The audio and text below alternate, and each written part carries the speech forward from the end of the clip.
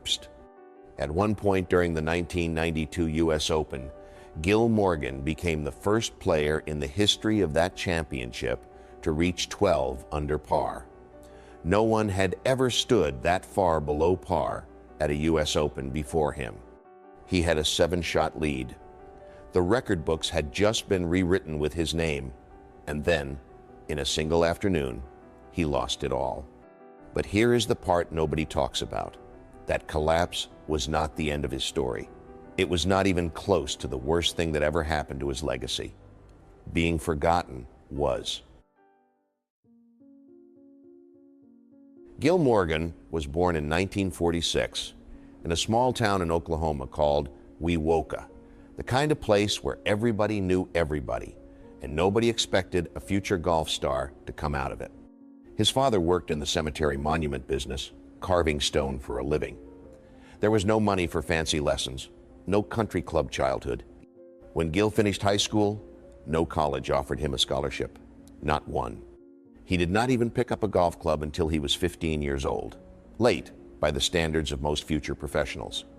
He eventually enrolled at a small college in Oklahoma, but even there, golf was not his focus at first.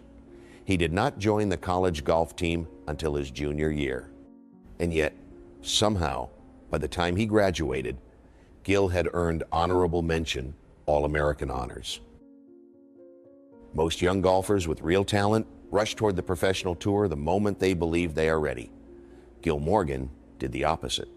After college, instead of turning pro right away, he enrolled in a doctorate program, not in sports science, not in anything related to golf, but in optometry. He spent years training to become an eye doctor, eventually earning his Doctor of Optometry degree in a school in Memphis, Tennessee. It was only after he earned that degree, in 1972, that Gil finally turned professional. No rush, no desperation, just a calculated decision made on his own terms. That choice followed him for the rest of his career. Fellow players on tour started calling him Doc, a nickname that stuck with him for decades, long after most fans forgot he ever held an actual medical license. He never practiced optometry, not even once. And yet to this day, he still keeps his optometry license current and valid, a credential he has carried for over 50 years without ever using it professionally. A backup plan he never needed and never let go of either. Once Gil turned professional, he did not explode onto the scene with fireworks. He built his career the same way he built everything else in his life, slowly, methodically, one solid result at a time. His first PGA Tour win came in 1977 at a tournament in upstate New York.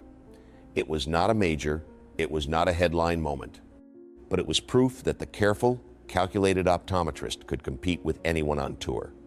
The following year brought what many consider the biggest win of his career, the World Series of Golf in 1978. Gil found himself in a playoff against Hubert Green, one of the most respected players of that era. The pressure was enormous, and Gil won it on the very first playoff hole. Around this same period, Gil earned a spot on the United States Ryder Cup team, representing his country on one of golf's biggest international stages, first in 1979 and again in 1983. But what truly defined Gil Morgan during these years was not any single trophy. It was his consistency. Over the course of his PGA Tour career, he finished in the top 10 more than 100 times. He finished runner-up 21 times. He finished in third place another 21 times. Numbers like that do not happen by accident. They happen when a player shows up and competes at a high level, week after week, year after year, almost without fail. And that raises an obvious question. If he was that consistent, if he could compete with anyone, finish near the top again and again, why did he never win one of golf's 4 biggest championships? Why does his name not appear among the major champions in the record books? The answer to that question takes us to a single weekend in California, the closest Gil Morgan ever came to immortality, and the moment that would define how the rest of the golf world remembered him. In June of 1992, the U.S. Open arrived at Pebble Beach, a course sitting right on the edge of the Pacific Ocean in California. Gil Morgan was 45 years old at the time, not exactly the age anyone expects a player to make history at golf's most demanding championship. He opened with a round of 66, then followed it with a 69, taking the 36-hole lead. Already, this was the best stretch of major championship golf of his entire career. But what happened next turned this into something far bigger. During the third round, Gil sank a 25-foot birdie attempt on the third hole. That single shot pushed him to 10 under par and made him the first player in the history of the U.S. Open to ever reach double digits under par. 4 holes later, he kept climbing, reaching 12 under. At that point, he held a 7-shot lead over the rest of the field. No one was within reach. It looked, for a few hours, like the most dominant performance the U.S. Open had ever seen. For those first 2 days, Sports Illustrated noted that the whole atmosphere at Pebble Beach felt almost like an Oklahoma church picnic. The 2 men leading the field, Gil and a young Oklahoma State golfer named Andy Dillard, both came from the same state, knew each other just well enough to exchange a wave when they passed on the road back home. 2 quiet men from small towns, standing at the top of the biggest championship in American golf. And then the wind came in off the ocean. Starting at the 8th hole, Gil's round fell apart in a way almost no one could have predicted. Double bogey, bogey, double bogey, bogey, bogey, par, double bogey, 7 holes. 9 shots lost to par, a 7-shot lead gone in less than an hour. The same Sports Illustrated report described the scene in brutal detail, writing that Gil had just hit 1 shot directly over the cliff on the 6th hole, while other contenders were struggling through what reporters nicknamed the Cliffs of Doom, the brutal stretch of holes running along the ocean's edge. Somehow, even after losing 9 shots in 7 holes, Gil still walked off the course that day, sharing the lead heading into the final round. For one single day, Gil Morgan had done something no other player in the history of this championship had ever managed. The only question left was whether he could hold on to it, or whether Pebble Beach had one more twist left to deliver.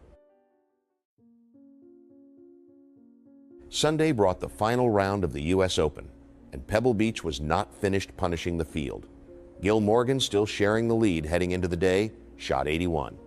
He fell all the way down to a tie for 13th place, finishing 8 shots behind the eventual champion, Tom Kite. The man who had stood at 12 under par just 1 day earlier finished the tournament 5 over par. Years later, Gil described that collapse in his own words, saying, "I kind of fell out of the sky. It felt like my parachute had a hole in it." He never came that close to winning a major championship again. But here is the part of the story that often gets left out. Gil Morgan was not the only player who fell apart that Sunday. The wind off the Pacific Ocean turned Pebble Beach into one of the most brutal final rounds in the history of the U.S. Open. The scoring average that day was the 3rd highest recorded since World War II. Players who had spent their entire careers near the top of the game were posting some of the worst rounds of their lives. One former champion shot an 88 that afternoon. Several other contenders near the lead posted rounds in the high 70s and low 80s. In other words, this was not simply one man losing his nerve. This was an entire field of the best golfers in the world getting overwhelmed by conditions almost no one could control. Gil Morgan happened to be the player standing closest to the cliff when the storm hit hardest. To understand just how much the conditions mattered that day, consider what happened 8 years later at the very same course. Tiger Woods arrived at Pebble Beach for the 2000 U.S. Open and also reached 12 under par, the exact same number Morgan had reached in 1992. The difference was that the wind never came. Tiger held every shot, kept climbing, and won by 15 strokes. Same course, same record, completely different outcome. Pebble Beach did not break Gil Morgan. That particular Sunday did. Still, history tends to remember the names attached to the biggest collapses, regardless of context. For decades, Gil's name became forever linked to that one Sunday at Pebble Beach, the player who reached a record no one else had ever touched, and then watched it slip away in the same tournament. What almost nobody expected was what came next. Not a fade into retirement, but one of the most unlikely second acts in the history of professional golf. By the mid-1990s, Gil Morgan's run on the regular PGA Tour was fading. He was no longer a constant presence near the top of leaderboards. To most observers, this looked like the quiet ending of a long, respectable career. Then came September of 1996. Just 11 days after turning 50 years old, the age that made him eligible for the senior tour, Gil entered his very first event on the new circuit. He won it. That victory was not a fluke. The following year, in 1997, Gil won 6 tournaments in a single season and was named Senior Tour Rookie of the Year. He finished second on the entire money list, trailing only Hale Irwin. He did not stop there. Over the next several years, Gil added major championships to his resume that had eluded him his entire career on the regular tour, winning the tradition in both 1997 and 1998, along with the Senior Players Championship in 1998. By the time his peak years on this tour were finished, Gil had won 25 tournaments total, far more than the 7 victories he had collected during his entire run on the regular PGA Tour. Some of those wins came in remarkable fashion. At the Allianz Championship, Gil found himself 2 shots down with only 2 holes remaining, a position most players would quietly accept as a loss. He responded by draining a 34-foot birdie attempt on the 17th hole, seizing the lead when his opponent made a double bogey, then held on to win. At one point, he put together a streak of 31 consecutive rounds under par, breaking a record of 26 consecutive rounds that he himself had set just 1 year earlier. There was, however, one strange thread running through all of this success. Despite winning 25 times, Gil lost every single playoff he was involved in on the Champions Tour, all 6 of them. The man who built an entire career on precision and patience somehow could not find a way to win when a tournament came down to sudden death. So, what really happened to Gil Morgan? He was not ruined by that Sunday at Pebble Beach. He was not defined by a 7-shot lead that slipped away. What actually happened is far stranger and far less dramatic than any collapse story. He simply kept going, quietly, steadily.